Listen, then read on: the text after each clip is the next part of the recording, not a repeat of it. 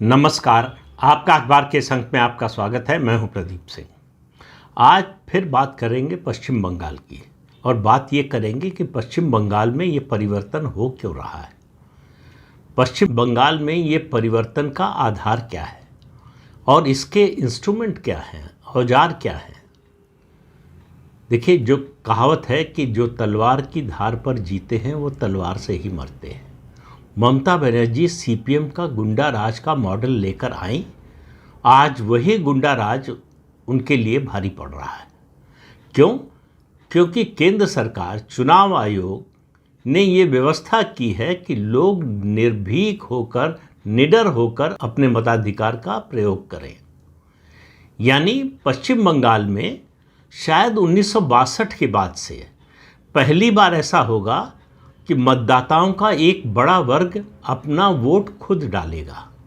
वरना उनसे कहा जाता था कि आपको आने की ज़रूरत नहीं है, आपका वोट पड़ जाएगा, या जो जाते थे उनको बताया जाता था कि आपका वोट पड़ गया है, घर जाइए। पहली बार ये भरोसा जगा है उनके मन में कि हम अपनी मर्जी से जिसको चाहे वोट डाल सकते हैं। इसका मतलब ये मत समझिए कि इस पार्टी के पक्ष में या उस पार्टी के विरोध में। बात यह है कि मतदाता का ये अधिकार है, उसको संविधान ने ये अधिकार दिया है कि वो जिसे चाहे उसे वोट दे, इसीलिए वोट को गोपनीय रखा गया है। तो पश्चिम बंगाल में दशकों बाद ऐसा हो रहा है कि मतदाताओं का एक बड़ा समूह, जो पार्टी से जुड़े हुए लोग हैं और कैडर हैं, कार्यकर्ता हैं, उनकी बात छोड़ दीजिए, मैं आम मतदाता की बात कर रहा हूँ, उसके मन में ये डर नहीं है कि हम वोट देने जाएंगे, हमारे जीवन को खतरा होगा, हमारे ऊपर हमला हो सकता है, हमें रोका जा सकता है, या हमें वोट देने ही नहीं दिया जाएगा। ये जो बड़ी चर्चा चल रही है ना कि एसआईआर के डर से बड़ी संख्या में लोग आ रहे हैं पश्चिम बंगाल में, और तृणमूल कांग्रेस उनको डरा रही है कि अगर जो है वोट देने नहीं आओगे तो तुम्हारी ज़मीन चली जाएगी, घर चला जाएगा। दरअसल ये डर जो है, इस डर की वजह से लोग नहीं आ रहे हैं। अगर केवल ये डर का मामला होता तो मतदाता सूची में अपना नाम दर्ज कराने से ये डर उनका ख़त्म हो जाता कि अगर मतदाता सूची में नाम है तो फिर उनको कौन रोक सकता है। इस बात का तो कोई प्रमाण होता नहीं कि आपने वोट दिया कि नहीं, उसके आधार पर तय होगा कि अगली बार आपको वोट देने दिया जाएगा कि नहीं, या आपका मतदाता सूची में नाम रहेगा या नहीं। इसलिए आ रहे हैं कि उनको इस बात का विश्वास हो गया है कि हम अपना वोट अपनी मर्जी के मुताबिक डाल सकते हैं, हमें कोई रोकेगा नहीं, कोई टोकेगा नहीं। दूसरा, ममता बनर्जी की सबसे बड़ी ताकत क्या है? मुसलमानों को छोड़ दीजिए, मुसलमानों की इस देश में कोई पार्टी नहीं है। मुसलमानों ने किसी पार्टी को अपनी पार्टी नहीं माना। मुसलमान वोट देता है, एकमुश्त वोट देता है, जहां बीजेपी प्रतिद्वंदी के रूप में होती है बीजेपी के विरोधी को। जहां बीजेपी नहीं होती है वो फिर जो है बंटता है, उसके अलावा वो बंटता नहीं। जहां बीजेपी है मुसलमान बंटेगा नहीं कभी, वो एकमुश्त वोट देगा जो बीजेपी को हरा सकता है। तो उस वोट को एक तर्क के लिए, थोड़ी देर के लिए किनारे रख दीजिए। ममता बनर्जी की दूसरी सबसे बड़ी ताकत है महिला। और जब महिला कहते हैं तो ये कोई कास्ट नहीं है, कोई जाति नहीं है, ये वर्ग है, और ये जाति और धर्म से ऊपर है। महिलाओं का बड़ा समर्थन ममता बनर्जी, उनकी पार्टी को मिलता है, इसमें किसी को कोई शक नहीं है। पिछले चुनाव में उनको लगभग 53% महिला मतदाताओं का वोट मिला था। इस बार उस वोट में प्रधानमंत्री नरेंद्र मोदी की छवि और उनके प्रति विश्वास के कारण सेंध लग रही है, और बड़ी सेंध लग रही है। शहर में क्या हो रहा है उसकी बात फिर कभी करेंगे। जो गाँव में हो रहा है, वो जो खबरें आ रही हैं, महिलाएं ये कह रही हैं कि हमको भत्ता नहीं चाहिए। ये उन सब लोगों के लिए चेतावनी है, सब पार्टियों और नेताओं के लिए जिनको लगता है कि भत्ता देकर वोट लिया जा सकता है। उनका हमको भत्ता नहीं चाहिए, हमको हमारे बच्चों के लिए नौकरी चाहिए। हम इतनी मेहनत करके बड़ी मुश्किल से बच्चों को पढ़ा रहे हैं, अगर उनको नौकरी नहीं मिलेगी तो गलत रास्ते पर चले जाएंगे। तो न तो हमारा भविष्य है, न हमारे बच्चों का भविष्य है। इस भत्ते से हमारा जीवन नहीं बदलने वाला, पहली बात। दूसरी बात जो सुनने को मिली कि दीदी का उन्नयन देख लिया, अब दादा का विकास देखेंगे। ये परिवर्तन का बड़ा स्पष्ट संकेत है कि ममता को हमने 3 बार मौका देकर देख लिया। एक बार बीजेपी को मौका देने में क्या हर्ज है, उनको भी देख लें किस तरह से काम करते हैं, वो हमारी उम्मीदों पर खरा उतरते हैं कि नहीं उतरते हैं। तो ये बीजेपी को आजमाने का भी चुनाव है पश्चिम बंगाल का। जो परिवर्तन हो रहा है वो इसके लिए भी कि बीजेपी जो वादा करती है, जो दावा करती है, उस पर कितना खरा उतरती है, इसको आजमा रहा है मतदाता। दूसरा, ग्रामीण महिला मतदाता जो है उनमें अच्छी खासी संख्या ऐसी महिलाओं की है जो कह रहे हैं कि दीदी ने बड़ा काम किया, हम चाहते हैं कि दीदी फिर से जीत कर आए। लेकिन दीदी के गुंडे यानी टीएमसी के गुंडे दीदी की योजनाओं का लाभ हमारे तक नहीं पहुंचने देते और उनको देते हैं, इन योजनाओं का लाभ देते हैं जो टीएमसी के गुंडा तंत्र को या सिंडिकेट को कहिए, उसका समर्थन करते हैं। पश्चिम बंगाल में सरकार और पार्टी के बीच का भेद खत्म हो गया है, पार्टी और पुलिस के बीच का भेद खत्म हो गया है, सब गडमड हो गया, सब एक ही हो गए। अगर आपको कोई शिकायत है किसी से झगड़ा हो गया, कोई विवाद है, तो आप क्या करते हैं? देश के किसी भी राज्य में अगर है तो आप थाने जाते हैं या फिर अदालत जाते हैं, 2 जगहों पर जाते हैं। पश्चिम बंगाल में अगर आप थाने पर चले गए तो थानेदार उस इलाके के एमएलए को फ़ोन करेगा कि ये विवाद है, ये लोग आए हैं। वो उनसे कहेगा कि जाओ, जो अड्डा है, अड्डा मतलब पार्टी का लोकल ऑफिस, जहां कैरम बोर्ड आपको हर अड्डे पर मिल जाएगा। कुछ लोग हर समय कैरम खेलते हुए, कुछ लोग जो है दोनों पक्षों के समर्थन या विरोध में जो है वो शोर मचाते हुए और बोलते हुए नज़र आएंगे। वहाँ से तय होता है कि इस मसले का, इस विवाद का हल क्या होगा। कोई अदालत नहीं, कोई थाना नहीं, तृणमूल कांग्रेस का जो गुंडा तंत्र है वो फैसले लेता है, वो तय करता है कि इस समस्या का समाधान क्या होगा।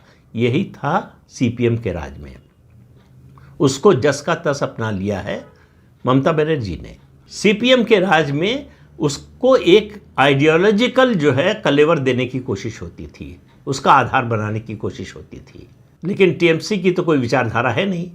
वो एक तरह से, किसी विशेषज्ञ ने कहा कि टीएमसी पॉलिटिकल एंटरप्रेन्योरशिप का काम करती है और उसने एक तंत्र बना लिया है और जिसके जरिए उसकी मतदाताओं पर पकड़ बन गई है।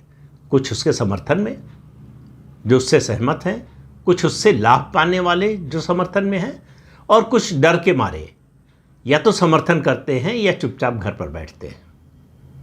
भारतीय जनता पार्टी ने इस सिस्टम के खिलाफ, क्योंकि ममता बनर्जी पार्टी नहीं सिस्टम है, इस सिस्टम के खिलाफ जो लड़ाई शुरू की 2021 में, वैसे तो लड़ाई 2014 और 16 में भी लड़ी, लेकिन 2021 में पूरी ताकत से लड़ी। और इस ममता बनर्जी के इस किले में, ममता बनर्जी के इस सिस्टम में सेंध लगाई, नंबर 2 की पार्टी बन गई, 77 विधानसभा सीटें जीत गई, 38% वोट ले लिया। तमाम गुंडा राज भय के माहौल के बावजूद इस बार का चुनाव भय रहित वातावरण में हो रहा है। तो आप समझ सकते हैं कि बदलाव किस तरह का होगा। और 2 और बातें हैं बड़ी महत्वपूर्ण। एक, ग्रामीण महिलाओं में ऐसी महिलाओं की संख्या अच्छी खासी है जो कहती हैं कि हम चाहते हैं कि दीदी फिर जीते, फिर आए, लेकिन वो कम अंतर से जीते। क्यों? क्योंकि अगर वो ज़्यादा अंतर से जीत जाएंगी, अंतर से उनका मतलब था ज़्यादा सीटें अगर आ जाएंगी टीएमसी की, तो उनका ध्यान हमारी ओर नहीं जाएगा। जब सीटें घटेंगी तब हमारी ओर ध्यान जाएगा, तब हमारी याद आएगी। अगर सीटें बढ़ गई तो हमारी तरफ कोई नहीं देखेगा। तो वो ये चाहती हैं कि ममता बनर्जी टीएमसी की सीटें घटें, लेकिन ममता बनर्जी सत्ता में आए। अब आप इसका मतलब समझिए कि जब आप घटाना शुरू करते हैं तो फिर एक ऐसा समय आता है जब वो पूरा अनुपात बिगड़ जाता है कि कितना घटाना है। पता चला घटाते घटाते सरकार ही घट गई। यही पश्चिम बंगाल में होने जा रहा है। दूसरा, हम लोग दिल्ली में बैठकर घुसपैठियों की जब बात करते हैं तो घुसपैठियों को लेकर हमारे सामने दो तरह के मुद्दे होते हैं। दो इश्यूज जो है हमारे ध्यान में होते हैं। एक, डेमोग्राफिक चेंज हो रहा है। दूसरा, ये घुसपैठिए ममता बनर्जी का, पहले सीपीएम का और अब ममता बनर्जी का कोर वोट बन गए हैं। उनको हर तरह की सुविधा दे रही है सरकार। लेकिन पश्चिम बंगाल के लोगों, खास तौर से गरीबों के लिए न तो ये डेमोग्राफिक चेंज का मुद्दा है, न घुसपैठियों को लेकर राष्ट्रीय सुरक्षा की चिंता का मुद्दा है। उनके लिए संसाधन के बंटवारे का मुद्दा है। वो कह रहे हैं कि इन घुसपैठियों के कारण हमें जो सरकारी सुविधाओं का लाभ मिलना चाहिए था वो घट गया है। ये कई मामलों में मिलता ही नहीं, क्योंकि प्रेफरेंस उनको मिलती है, सरकार की नज़र उन पर रहती है, सरकार उनको ज़्यादा से ज़्यादा खुश करने में लगी रहती है। तो सरकारी योजनाओं का लाभ का एक बड़ा हिस्सा ये घुसपैठिए ले जाते हैं। तो ये हमारा हिस्सा खा रहे हैं, हमारे हिस्से का जो सरकारी योजनाएं हैं उनका फ़ायदा उठा रहे हैं। इसलिए घुसपैठियों का विरोध है। ये जो बातें हैं डेमोग्राफिक चेंज और नेशनल सिक्योरिटी को खतरा, वो नीचे तक ये बात नहीं पहुंची है। उनको ये दिखाई देता है कि इन घुसपैठियों के कारण हमारे जीवन स्तर पर असर पड़ रहा है, हमारे बच्चों के भविष्य पर असर पड़ रहा है, हमारे बच्चों की पढ़ाई लिखाई में मुश्किल हो रही है, हमारे बच्चों को नौकरी नहीं मिल पा रही है।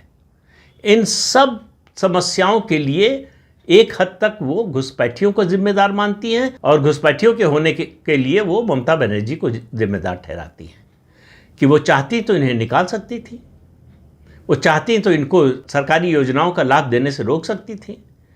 लेकिन अगर सरकारी योजनाएं जो हैं उनका लाभ पूरे प्रदेश के लिए है, तो अगर उसके दावेदार बढ़ जाएंगे तो जाहिर है कि बाकी लोगों या सबके लिए कम हो जाएगा। जो अधिकृत नहीं है, जो इस देश का नागरिक नहीं है, उसको अगर ये सुविधाएं मिल रही हैं तो जाहिर है कि जो नागरिक हैं उनके हिस्से से काट कर दिया जा रहा है। ये दो तीन चीज़ें हैं जिन पर दिल्ली से जो लोग बोल रहे हैं या दिल्ली से जो लोग गए हैं, पहले तो ऐसे लोग गए हैं और ज़्यादातर ऐसे लोगों में वो लोग हैं जो ये मानने को ही तैयार नहीं है कि परिवर्तन हो सकता है। हो रहा है कि नहीं, इस पर तो बात ही नहीं करते।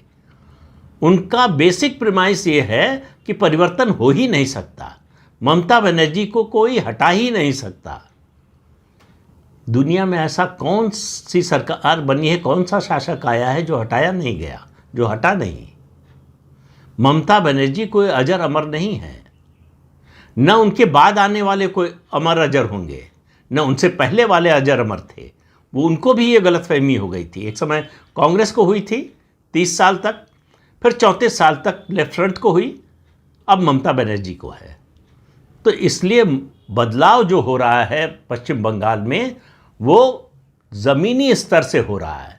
ये जो आप चर्चा सुनते हैं टीवी पर, बहस सुनते होंगे, तमाम ऐसे लोग हैं जो कहते हैं कि भाजपा का कैडर गांव तक नहीं है, उसका संगठन नहीं है, इस तरह की बातें करते हैं। इन बातों का कोई असर पश्चिम बंगाल के ग्रामीण मतदाताओं पर, खास तौर से महिला मतदाताओं पर नहीं है। महिला मतदाताओं का एक बड़ा सेक्शन, एक बड़ा वर्ग ममता बनर्जी से हटकर बीजेपी की ओर जा रहा है और उसका एक ही कारण है प्रधानमंत्री नरेंद्र मोदी, उनकी साख और उन पर भरोसा। उसकी वजह से ममता बनर्जी का जो ये कोर वोट है, उसका जो किला है वो दरक रहा है। यही ममता बनर्जी को हराएगा। मुस्लिम कंसोलिडेशन, वो ध्रुवीकरण वो चाहे जितना कर ले। उनको पिछली बार 75% से ज़्यादा वोट मिले थे मुसलमानों के, इससे ज़्यादा नहीं मिलने वाला है। मुसलमानों ने पिछली बार 90% से ज़्यादा पोलिंग की थी, अब इससे ज़्यादा नहीं होने वाली पोलिंग, बल्कि कम हो सकती है SIR की वजह से। तो ममता बनर्जी का जाना न तो SIR की वजह से हो रहा है और न ही चुनाव आयोग के इन कड़े फैसलों के कारण। इसका सबसे बड़ा कारण है ममता बनर्जी के शासन से मोह भंग, खास तौर से फिर कह रहा हूं महिला मतदाताओं का। और उनके लिए सबसे बड़ा मुद्दा अगर कोई है पहले नंबर पर, तो वो है उनकी सुरक्षा, जिसका भरोसा दिलाने में ममता बनर्जी पूरी तरह से असफल रही हैं। ये महिला मतदाताओं के एक बड़े वर्ग ने मान लिया है कि ममता बनर्जी के रहते हमारे जीवन सुरक्षित नहीं है, हमारी प्रतिष्ठा सुरक्षित नहीं है। अब आप कल्पना कीजिए उस महिला का जिसको बीजेपी ने वोट दिया है, जिसके पति को टीएमसी के गुंडों ने मार दिया,